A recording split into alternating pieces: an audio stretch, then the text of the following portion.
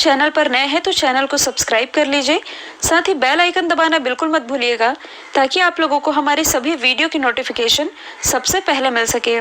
तो चलिए स्टार्ट करते हैं। हमारा पहला क्वेश्चन, भारतीय पर्यटक सांख्यिकी के अनुसार कौन सा राज्य घरेलू पर्यटन के मामले में टॉप पर रहा है?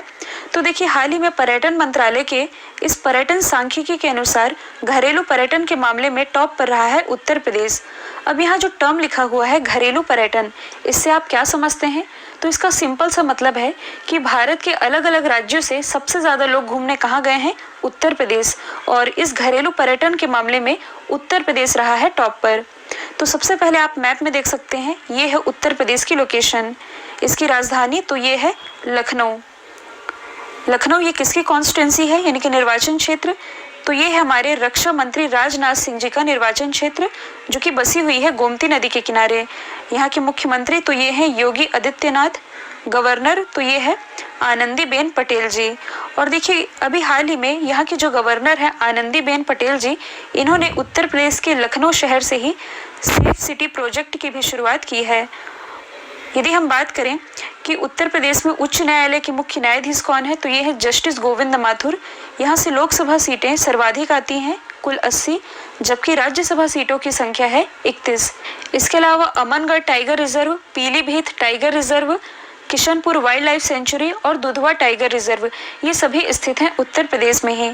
देखिए, हाल ही में उत्तर प्रदेश के सहारनपुर शहर से भारत का पहला मास्क एटीएम लॉन्च किया गया है। इसके अलावा विश्व का सबसे बड़ा जो सैमसंग कारखाना है, ये स्थापित किया गया है नोएडा के सेक्टर 81 में। और यदि आप करंट से रिलेट करेंगे तो हाल ही में उत्तर प्रदेश गवर्नमेंट के द्वारा हर्बल रोड प्रोजेक्ट की भी शुरुआत की गई है।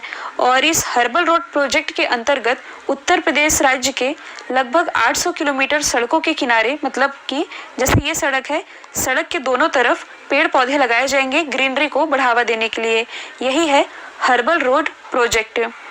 अगला क्वेश्चन है, भारतीय पर्यटन सांख्यिकी के अनुसार कौन सा राज्य विदेशी पर्यटन के मामले में टॉप पर रहा है? तो देखिए, फर्स्ट क्वेश्चन में हमने डिस्कस किया था घरेलू पर्यटन के मामले में। घरेलू पर्यटन के मामले में टॉप पर तो है यूपी। यहाँ बात की जा रही है विदेशी पर्यटन की। कहने का मतलब है कि भारत का ऐसा कौन सा राज्य है जहाँ 2019 में सबसे ज़्यादा विदेशी घूमने आए थे? देखिए, फर्स्ट क्वेश्चन में भी जो मैंने आप लोगों को बताया है, ये 2019 का ही डेटा रिलीज किया गया है। तो विदेशी पर्यटन के मामले में टॉप पर रहा है तमिलनाडु, मतलब कि तमिलनाडु में सबसे ज़्यादा विदेशी पर्यटक घूमने आए हैं। और यदि आंकड़ों की हम बात करें तो 2019 में लगभग 68 लाख विदेशी यात्री तमिलनाडु घूमने आए थे। सबसे पहले आप मैप में देख सकते हैं, ये है तमिलनाडु की लोकेशन। यदि हम राजधानी की बात करें तो ये है चेन्नई। चेन्नई में ही हेडक्वार्टर स्थित है टीवीएस का। यहाँ के मुख्यमंत्री कौन है? तो ये है एडापट्टी के पलानीस्वामी, जिन्हें कुछ समय पहले ही पॉल हैरिस फेलो सम्मान से सम्मानित किया जा चुका है। यहाँ के राज्यपाल तो ये है बनवारी लाल पुरोहित। देखिए, तमिलनाडु से ही रिलेटेड एक मोस्ट इम्पॉर्टेंट इंडेक्स आप याद रख सकते हैं। हाल ही में जो गुड गवर्नेंस इंडेक्स जारी किया गया, इसे टॉप किया था तमिलनाडु ने ही। जो तमिलनाडु है, ये कॉन्ट्रैक्ट फार्मिंग लागू करने वाला भारत का पहला राज्य है। इसके अलावा यदि आप करंट से रिलेट करेंगे तो हाल ही में तमिलनाडु के कडांगी साड़ी, डिंडीकुला ताला और पंचतीर्थम प्रसाद को जीआई टैग दिया गया है। नेक्स्ट है, हाल ही में आईसीएमआर यानी कि Indian council of medical research ने किस आईआईटी द्वारा तैयार किए गए कोविरैप टेस्ट किट को मंजूरी दी है? तो ये मंजूरी अभी हाल ही में दी गई है आईआईटी खड़गपुर के रिसर्चर के द्वारा तैयार किए गए इस किट को, जिसका नाम है कोविरैप टेस्ट किट। इसके बारे में आप लोगों को बता देती हूँ। देखिए, ये जो टेस्ट किट है, इसकी लागत है 500 रुपये। और इसकी खासियत ये है कि इस टेस्ट किट के माध्यम से 1 घंटे में ही रिजल्ट मिल सकेगा। इसे ही डेवलप किया गया है आईआईटी खड़गपुर के द्वारा और मंजूरी दी है Indian council of medical research ने। अब यदि हम चर्चे में रहे अदर आईआईटीज को डिस्कस करें तो जो आईआईटी मद्रास है, इसके द्वारा भारत का पहला स्वदेशी माइक्रो प्रोसेसर लॉन्च किया गया, जिसका नाम है शक्ति। इसके अलावा भारत की पहली स्टैंडिंग व्हील चेयर कहने का मतलब है कि ये ऐसी व्हील चेयर है जिसमें बैठे बैठे इंसान खड़े हो सकता है। ये भी डेवलप किया गया है आईआईटी मद्रास के द्वारा।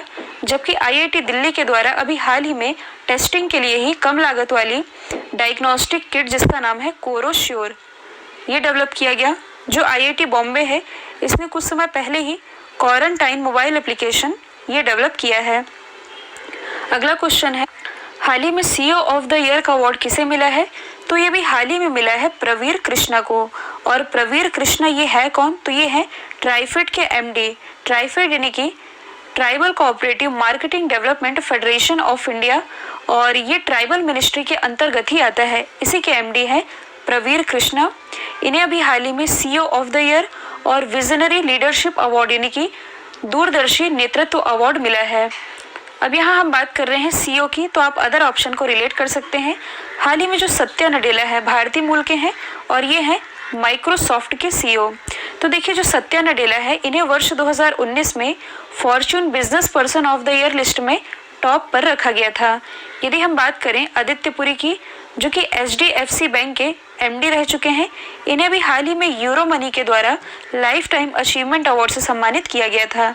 देखिए ये जो यूरो मनी अवार्ड है ये सर्वश्रेष्ठ बैंक और सर्वश्रेष्ठ बैंकरों को दिया जाता है। यही दिया गया आदित्य पुरी को। फिर यदि हम बात करें शांतनु नारायण की, जो कि है एडोब के सीईओ, और अभी हाल ही में एडोब के सीईओ शांतनु नारायण और महिंद्रा ग्रुप के जो चेयरमैन हैं आनंद महिंद्रा, इन दोनों को ही ग्लोबल लीडरशिप अवार्ड से सम्मानित किया गया है। नेक्स्ट है, हाल ही में किस टेलीकॉम कंपनी ने महिलाओं को घरेलू हिंसा यानी कि डोमेस्टिक वायलेंस से बचाव के लिए माई अंबर मोबाइल एप्लीकेशन लॉन्च करने की घोषणा की है? तो ऐसी घोषणा की गई है VI के द्वारा यानी कि वोडाफोन आइडिया के द्वारा। और ये जो एप्लीकेशन है ये महिलाओं की हेल्प करेगा और उन्हें गाइड भी करेगा। देखिए एप्लीकेशन जो है ये मदद के साथ साथ महिलाओं को एजुकेशन भी देगा, ताकि इस आधार पर जो महिलाएं हैं ये मुद्दों को समझ सकें और कानूनों को समझ सकें और उसे समझ करके अपने हिसाब से एक्शन ले सकें। तो बेसिकली डोमेस्टिक वायलेंस के प्रति वुमन को अवेयर करने के लिए, उनके बचाव के लिए और उनकी हेल्प के लिए माई अंबर मोबाइल एप्लीकेशन ये लॉन्च किया जाएगा वोडाफोन आइडिया के द्वारा। अच्छा, इस क्वेश्चन से आप एक चीज़ रिलेट कर सकते हैं। यहाँ बात की जा रही है डोमेस्टिक वायलेंस की, तो यहाँ आप याद रखेंगे कि कुछ समय पहले ही एक रिपोर्ट रिलीज की गई थी जिसके अनुसार महिलाओं के खिलाफ होने वाले घरेलू हिंसा के मामले में जो उत्तर प्रदेश राज्य है ये रहा था टॉप पर। नेक्स्ट है, हाल ही में किस स्पेस एजेंसी ने चंद्रमा पर 4G LTE का मतलब है long term evolution LTE mobile network स्थापित करने के लिए नोकिया का चयन किया है? तो ये चयन किया गया है अमेरिका की स्पेस एजेंसी नासा के द्वारा। तो देखिए नासा के द्वारा चंद्रमा पर पहला सेल्यूलर नेटवर्क स्थापित करने के लिए नोकिया को चूज किया गया है। आप सभी जानते हैं जो नासा है ये वर्ष 2024 तक मनुष्यों को चंद्रमा पर ले जाने का प्लान कर रहा है और इसी की तैयारी में ये जोरों शोरों से लगा हुआ है और इसी के लिए चंद्रमा पर 4G LTE मोबाइल नेटवर्क स्थापित करने के लिए इसने चूज किया है नोकिया को। अच्छा, यदि आपसे पूछा जाए कि नोकिया ये किस देश की कंपनी है, तो ये है फिनलैंड की कंपनी। और भारत में इसकी ब्रांड एम्बेसडर कौन है? तो ये है आलिया भट्ट। यदि हम बात करें नासा की, तो इसकी स्थापना हुई थी 1958 में। हेडक्वार्टर स्थित है वॉशिंगटन DC में। अच्छा, यहाँ इसके हेडक्वार्टर की बात की जा रही है, तो एक करंट का क्वेश्चन आप रिलेट कर सकते हैं। हाल ही में नासा हेडक्वार्टर का नाम बदल करके किसके नाम पर रखे जाने की घोषणा की गई है? मैरी W जैक्सन के नाम पर रखने की। इसके बारे में मैंने आप लोगों को पढ़ाया भी है। जो नासा है अभी मैंने बताया है ये US की स्पेस एजेंसी है, जबकि जो CNES है ये है फ्रांस की स्पेस एजेंसी। जैक्सा तो ये है जापान की स्पेस एजेंसी और इसरो आप सभी जानते हैं ये है अपने देश भारत की स्पेस एजेंसी। हाल ही में जारी किए गए एनीमिया मुक्त भारत सूचकांक में कौन सा राज्य टॉप पर रहा है? तो देखिए हाल ही में एनीमिया मुक्त भारत सूचकांक रिलीज किया गया और इसमें 29 राज्यों में टॉप किया है हरियाणा ने। और पूरे भारत में एनीमिया के प्रसार को कम करने के लिए स्वास्थ्य और परिवार कल्याण मंत्रालय और जो यूनिसेफ है इसकी एक पहल है जिसका नाम है एनीमिया मुक्त भारत। इसकी शुरुआत की गई है। और यदि हम बात करें जो हरियाणा है इसने वर्ष 2019 में पहली बार ही अपने राज्य में 93% टीकाकरण किया और इसी के साथ ये रहा है पहले स्थान पर। अच्छा, यहाँ पर जो टर्म लिखा है एनीमिया, ये किसकी कमी के कारण होता है? तो ये होता है आयरन की कमी के कारण।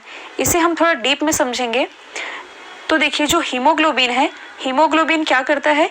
ऑक्सीजन को फेफड़े से ले जा करके ब्लड में यानी कि रक्त में पहुंचाता है।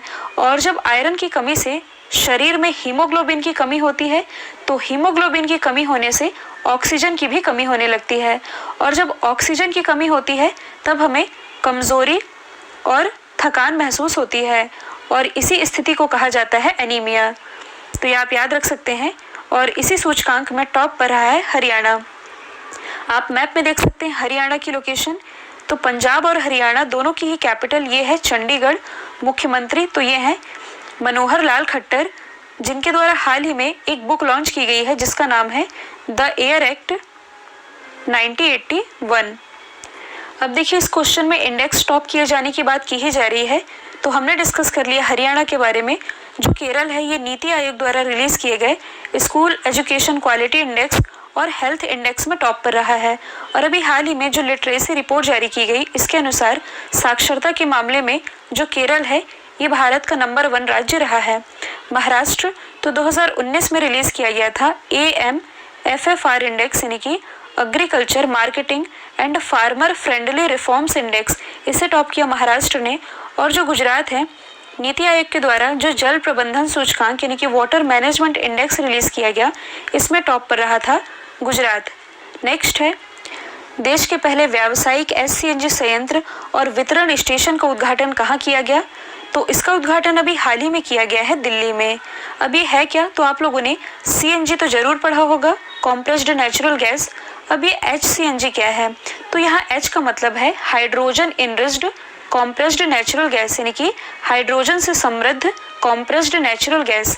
तो देखिए, इसकी जो घोषणा है ये 2019 में ही कर दी गई थी, और सार्वजनिक परिवहन के लिए SCNG बसों को चलाने वाला ये देश का पहला शहर बन गया है। और वायु प्रदूषण की समस्या को देखते हुए दिल्ली गवर्नमेंट के द्वारा ऐसा फैसला किया गया है। तो देखिए, यहाँ जो टर्म लिखा है SCNG, तो अभी मैंने बताया है SCNG का मतलब है कि ये हाइड्रोजन से समृद्ध और प्राकृतिक गैस है, जो कि हाइड्रोजन और मीथेन दोनों के ही फायदे को जोड़ती है।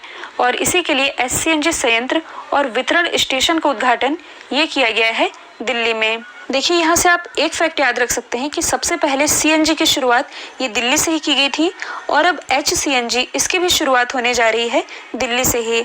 अब यहाँ बात की जा रही है देश के पहले की, तो आप और क्या रिलेट कर सकते हैं?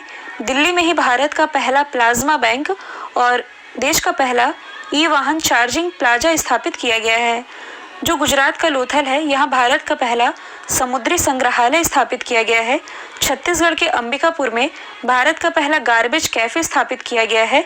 जबकि उत्तर प्रदेश का जो मथुरा है, यहाँ भारत का पहला एलिफेंट यानी कि हाथी हॉस्पिटल स्थापित किया गया है। अगला क्वेश्चन है, हाल ही में ई-धरती पोर्टल का शुभारंभ किसने किया है? तो इसकी शुरुआत की गई है हरदीप सिंह पुरी जी के द्वारा। अब ये है क्या? तो इसे आप सिंपल लैंग्वेज में समझेंगे। तो देखिए, जैसा कि आप सभी जानते हैं कि पहले के ज़माने में जब लोग अपने घर से बाहर या किसी दूसरे शहरों में जाया करते थे और उन्हें बहुत सारा पैसा ले जाना पड़ता था, तब वो क्या करते थे? किसी कपड़े में या रुमाल में लपेट करके उस पैसे को रखते थे। तो ऐसा भी होता था कि कभी वो पैसा गुम जाता था, चोरी हो जाता था या गिर भी जाता था। लेकिन अब क्या हो गया है? अब हमारे पास फैसिलिटी है, फ़ोन पे है, पेटीएम है, ATM कार्ड जैसी सुविधा है, जिसके कारण हमें बहुत सारा कैश अपने पास रखने की ज़रूरत नहीं पड़ती। कहा जाए तो हम मॉडर्न दुनिया में जी रहे हैं और हर फील्ड में बहुत सारी फैसिलिटी हमें मिल रही है। तो सेम उसी तरह से ये जो ई-धरती पोर्टल है, इसे भूमि रिकॉर्ड के मैनेजमेंट के लिए लॉन्च किया गया है। मतलब आपके पास जो भूमि का रिकॉर्ड या ब्यौरा होगा, उसे डिजिटल रूप देने के लिए इस पोर्टल की शुरुआत की गई है हरदीप सिंह पुरी जी के द्वारा, जो कि प्रेजेंट टाइम में हमारे आवास शहरी मामलों के मंत्री भी हैं। नेक्स्ट है स्टेट ऑफ ग्लोबल एयर 2020, या इसे आप कह सकते हैं सोगा 2020 द्वारा जारी किए गए एक रिपोर्ट के अनुसार किस देश में वर्ष 2019 में, मतलब कि पिछले साल, सबसे ज़्यादा वायु प्रदूषण जोखिम दर्ज किया गया है? तो ये काफ़ी ही शॉकिंग डेटा रहा है, क्योंकि इस वायु प्रदूषण जोखिम के मामले में पूरे वर्ल्ड में अपना जो देश है भारत, ये रहा है टॉप पर। और प्रदूषण की समस्या ये तो भारत के हर राज्य में ही बनी हुई है, लेकिन जिन राज्यों में सबसे ज़्यादा वायु प्रदूषण होता है, वहाँ की सरकार अपने अपने लेवल पर काम भी कर रही है। फॉर एग्जाम्पल, यदि हम दिल्ली की ही बात करें, तो दिल्ली में प्रदूषण की समस्या से निपटने के लिए ऑड इवन पहल की भी शुरुआत की गई थी। कुछ दिन पहले मैंने बताया है रेड लाइट ऑन गाड़ी ऑफ अभियान की शुरुआत, और अभी जस्ट मैंने बताया है HCNG, इसकी भी शुरुआत की जा रही है दिल्ली में ही। देखिए, गवर्नमेंट तो अपने हिसाब से प्रयास ही कर सकती है, लेकिन जब तक लोग अवेयर नहीं होंगे तब तक वायु प्रदूषण की समस्या को समाप्त नहीं किया जा सकता है। तो इसी मामले में जो अपना देश भारत है ये पूरे वर्ल्ड में टॉप पर रहा है। चाइना ये डिप्लोमेसी इंडेक्स में टॉप पर रहा। न्यूयॉर्क तो विश्व के सबसे धनी शहरों की लिस्ट में न्यूयॉर्क रहा है टॉप पर। कल मैंने आप लोगों से पूछा था माई टाउन माई प्राइड अभियान की शुरुआत तो ये की है जम्मू कश्मीर ने। अब आप लोगों के लिए आज का सवाल है मोव विद्युत पोर्टल किस राज्य ने लॉन्च किया है? तो इसका जो भी आंसर है कमेंट बॉक्स में दीजिएगा। वीडियो यदि पसंद आया है तो चैनल को लाइक शेयर सब्सक्राइब करना बिल्कुल मत भूलिएगा। तो आज के लिए इतना ही।